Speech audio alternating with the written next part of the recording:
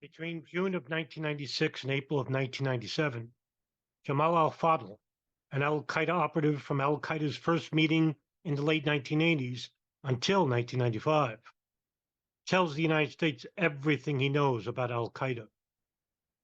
He becomes a defector, and before al-Fadl's debriefings, U.S. intelligence had amassed thick files on bin Laden and his associates and contacts. However, they had no idea just how many pieces fit together before al-Fadl told them everything. A U.S. official quoted in John Miller's book, The Cell, said, "After al-Fadl, everything fell into place.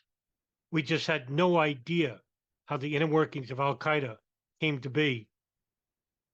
The New Yorker will later call Jamal al-Fadl arguably the United States' most valuable informant on al-Qaeda. FBI agent Dan Coleman will later say about al-Fadl, "He's been very, very important to us. When it comes to understanding al-Qaeda, he's the Rosetta Stone." FBI agent Mike Antosev will similarly say, "He spoke to us in great detail, and everything that he told us panned out." CIA officials debrief al-Fadl for a month and a half. Then the CIA hands him and the transcripts of all their interviews with him over to the FBI. Coleman and U.S. prosecutor Patrick Fitzgerald interrogate Jamal al-Fadl at a U.S. military base in Germany for months.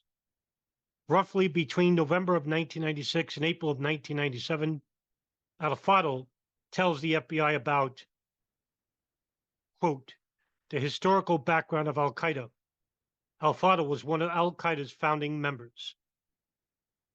The date, August 11th through the 20th of 1988. The structure of al-Qaeda and its leadership composition. Al-Qaeda's objectives and direction. Its financial infrastructure and networks. Al-Fadl had extensive knowledge of this because he worked as an al-Qaeda financial officer.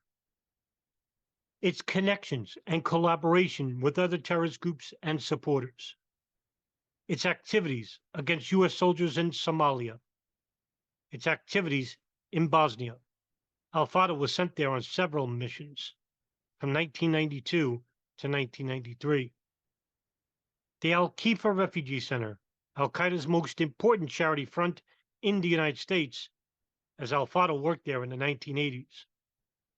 Bin Laden's efforts to acquire weapons of mass destruction. Al-Fadl was personally involved in an effort to buy uranium for al-Qaeda.